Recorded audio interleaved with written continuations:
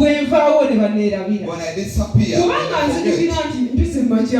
because I remember I churches, but you see for sure when I've forgotten you. But God never forget. Amen. What you do for God, He can't forget it. There are men in the Bible that God never forgets. There are men and women that God try to as they tell him to remember them. They felt like working the person. They felt like they died. They felt that they wanted to say, remember us. Yes, omulungi yebaza. Omuntu w'ositekera okusaba okujjukirwa kitegeeza wabeerawo ekiri emabegawo. To reach the moment of requesting to be remembered, there's something behind you.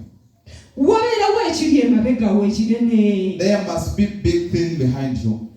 Tikyadamu akutte ekisa ayagala kunsaanyaawo. If someone is holding a sword wants to kill, amaliridde okuntema, is determined to cut. Ne mugamba tikyadamu jjukira. And then I tell that person, remember. I tell you, kitegeeza waliwo okufa okuli emabega wange. Naye gezaako okumugamba lwaki yajjukira luli. Lwennabeera naye. That today I stood with you. Kati waddemba okujjukira n'obutajjukira. Now is free to remember or not. But our God remembers.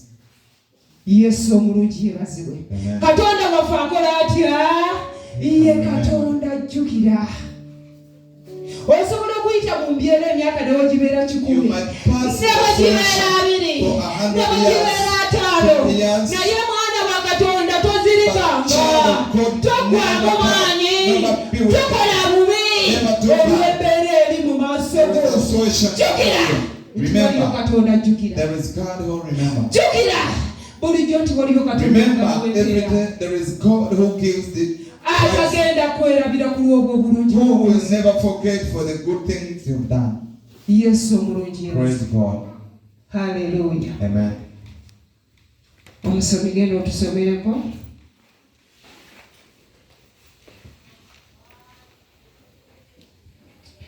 Genda otusomereko mu lubereberye. Genesis. Genesis chapter 30.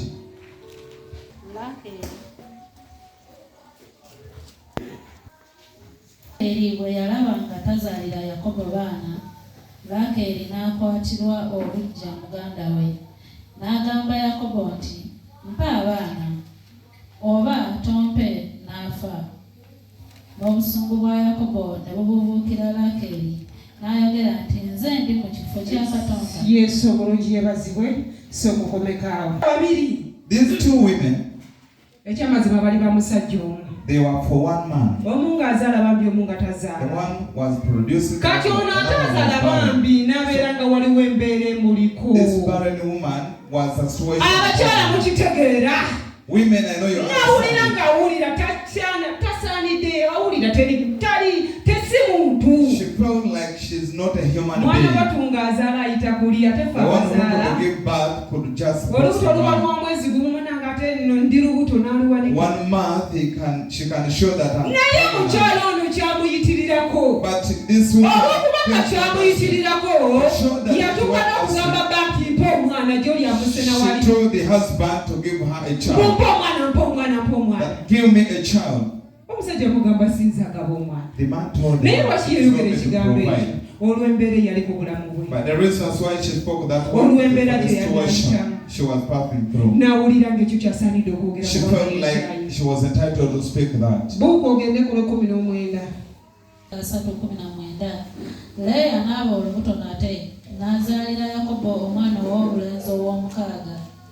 Leya n'ayogera nti, Katonda ampadde ekirabo eky'obugole ekirungi. Kaakano baza n'atuulanga nange, kubanga mmuzaalidde abaana ab'obulenzi 6.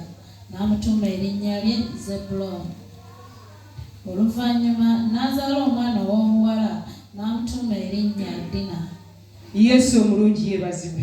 Tulaba munne yalabika abaana tebawezanga na myezi 9. We are seeing the friend. Kirabika mu myezi ng'enena nga she was giving birth within 1 month. kwatesibu Bayibuli etugambye nti n'azaala The Bible told us n'agamba nti that kati bwe wange alabika she n'atuula gave wange birth.